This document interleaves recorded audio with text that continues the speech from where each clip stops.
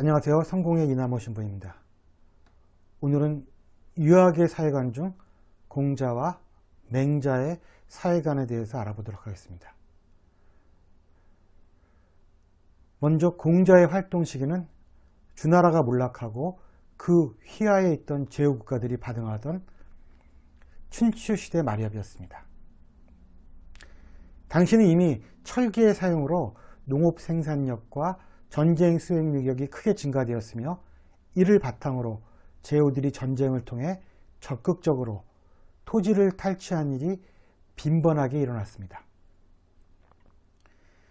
이러한 사회적 혼란의 상황에서 공자는 주나라를 이상사회로 삼아 사회 질서를 회복하기를 갈망하였습니다. 결국 그의 주된 관심은 구질서를 회복시키고 전통적인 귀족 정치의 권위를 강화하는 데 있었습니다. 공자는 복고주의자였습니다. 이에 이러한 상황에 대한 해결책으로 공자가 내세운 최고의 가치는 바로 인이었습니다. 공자는 인간의 본성을 인이라고 보았습니다. 공자에게 있어서 인은 모든 덕목을 총괄하는 인격의 표징입니다. 이러한 인이 정치적 의미를 띨 때는 군주가 먼저 인간다운 인간이 되어 백성을 교화하고 나아가 인류 전체의 생활을 원만함 이상에 도달케 하려는 지도 이념이 됩니다. 공자는 가족 등의 내적 관계에 있어서는 효제가 인을 실천하는 근본이 된다고 하였습니다. 논어에서 공자는 효제에 대해 다음과 같이 말하고 있습니다. 부모에 효도하고 형제들과 우에 있는 사람이 윗사람을 범하기 좋아하는 사람은 적다. 윗사람을 범하기를 좋아하지 않으면서 세상을 어지럽히길 좋아하는 사람이 있었던 적이 없다. 군자가 근본을 세우고자 했으므로 근본을 세움으로써 그 길이 생긴다. 부모를 모시고 형제 자매를 서로 위하는 일이야말로 인의 근본이 아니겠는가.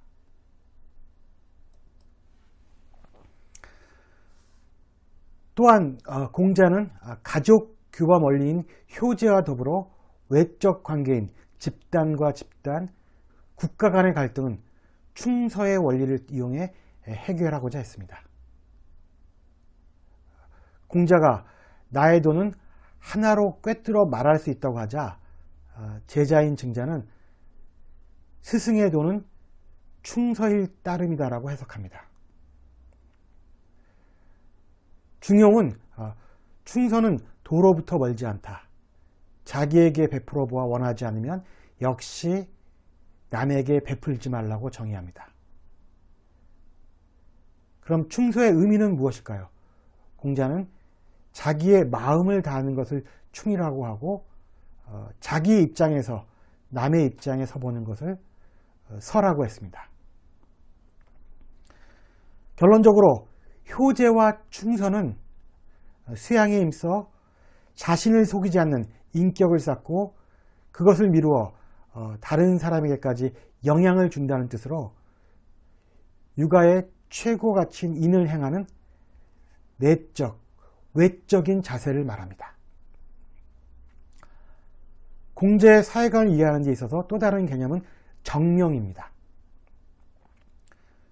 공자는 인간이 타자와 생활을 영위하면서 사회적 관계와 부여된 직책에서 요구되는 역할을 올바르게 제대로 구현할 때 비로소 정명이 이루어진다고 보았습니다. 사회적 존재로서의 인간은 각기 여러 개의 이름과 그 이름에 상응하는 직분이 있습니다. 한 개인도 가장으로서 또는 남편으로서 그리고 조직에서는 간부 또는 부하로서 명과 실을 가지고 있습니다. 그리고 이 명과 실을 상부시키는 것이 중요합니다. 이렇게 이름에 맞게 실제의 행동이 따르는 것, 이것을 갖다가 공자는 정명이라고 불렀습니다. 일본 감독 고레에다 히로카즈 감독의 그렇게 아버지가 된다는 영화가 있습니다.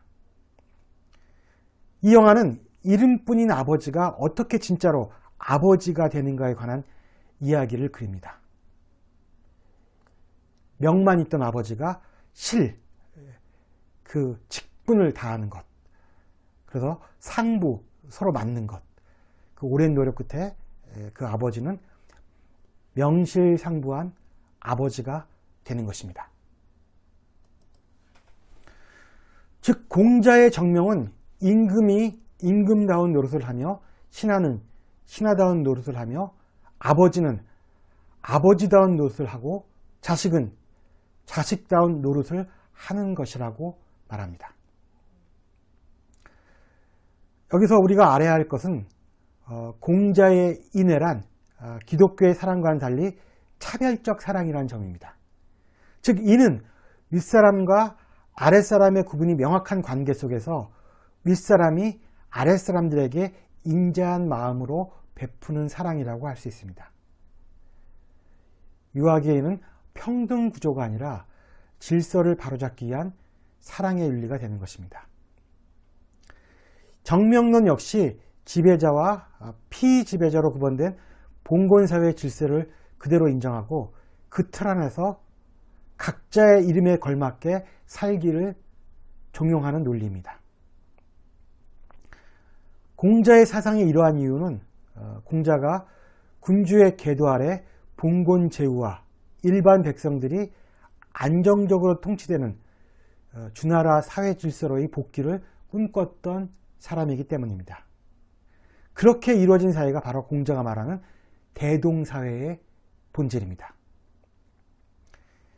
그러나 공자의 관점은 타고난 신분의 차이가 존재하는 기득권 중심의 수직적인 사회관을 인정하고 이 명분이란 이상으로 인해 현실의 목소리를 외면하고 고착시킬 수 있는 위험이 있었습니다. 이제 맹자의 사회관에 대해서 알아보도록 하겠습니다.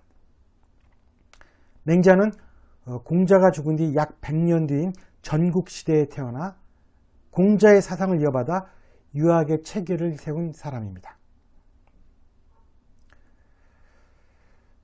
전국시대는 7나라가 중국의 패권을 차지하기 위해 다투던 분열과 전쟁의 시대였습니다. 따라서 사회의 난맥상이 극에 달했던 시기로서 공자가 주나라로의 복귀를 주장하는 복고적 정치사상을 펼쳤다면 맹자는 과거에 대한 부담 없이 앞으로 새롭게 성립되는 나라에 과연 어떠한 정치사상이 필요한가를 고민한 유학자라고 할 수 있습니다. 맹자가 이렇게 말했습니다. 제후들이 군대를 데리고 다니면서 양식을 먹어서 군대에 양식을 대느라 굶주린 자가 음식을 먹지 못하고 피곤한 자가 쉬지도 못하니 눈을 흘기며 서로 비방하다가 백성들은 악한 일을 하게 된다. 백성들이 농사 시기를 빼앗아 경작도 김도 못 매게 하니 부모를 봉양할 수 없어 부모가 추위에 얼고 굶주리며 형제와 처자는 사방으로 흩어진다. 맹자는 먼저 제후들의 영토 확장을 위한 무분별한 전쟁으로 인해 도탄에 빠진 백성들의 상황을 진단합니다. 이에 맹자는 공자의 인사상에 자신의 의의를 접목시킨 인의사상을 자신의 사회관의 토대로 삼습니다. 맹자가 인과 의를 통치의 도덕적 근거로 내세운 이유는 어지면서 그 어버이를 버린 자가 없으며 의가 있으면서 그의 임금을 저버린 자가 없는 법이라고 믿었기 때문입니다. 그렇다면 맹자가 생각하는 인의는 무엇일까요? 맹자는 인은 사람이 거하는 편안한 집이고 의는 사람이 걸어가야 할 바른 길이라고 정의합니다. 공자와 비교하면 이는 가족 윤리인 효제에 가깝고 의는 사회 정의적 차원의 충서에 해당한다고 볼 수 있습니다. 이처럼 인과 의의 바탕을 둔 정치가 덕치이며 이 덕치는 바로 맹자의 핵심 사상 중의 하나인 왕도 정치로 이어집니다. 그는 당시에 독립국을 선언하고 스스로 왕을 자칭하는 제후들의 정치를 계도하기 위하여 이 왕도라는 말을 사용했던 것입니다. 사회는 이러한 인의를 바탕으로 이루어져야 하며 인의를 갖춘 통치자가 나라를 다스리는 것이 왕도 정치라고 하였습니다. 결론적으로 맹자는 왕도 정치란 인과 의의 바탕을 둔 통치자의 내면으로부터 시작되어 온 나라로 퍼져나가 백성들이 살아가는 일에 걱정하지 않는 정치가 왕도 정치라고 하였습니다.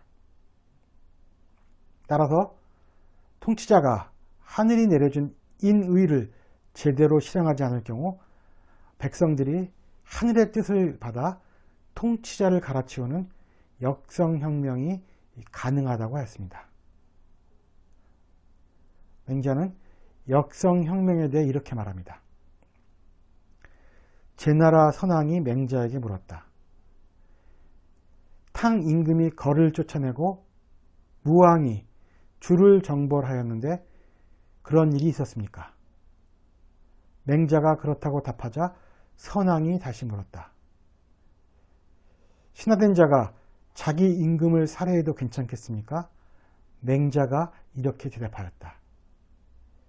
인을 해치는 자는 흉포하다고 하고 의를 해치는 자는 잔악하다고 하는데 흉포하고 잔악한 인간은 한 평민에 지나지 않기에 한 평민인 주를 죽였다는 말은 들었어도 임금을 살해했다는 말은 듣지 못했습니다.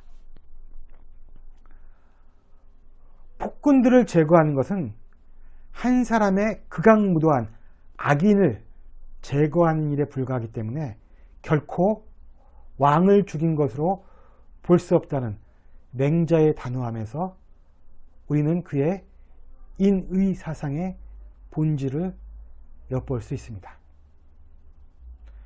이처럼 맹자는 사회 구성원 간의 철저한 합의를 통해 사회가 움직여야 한다는 자신의 인위적 사회관을 피력했습니다. 다음 시간에는 순자와 성리학의 사회관에 대해서 알아보도록 하겠습니다. 감사합니다. 다음 시간에 뵙도록 하겠습니다.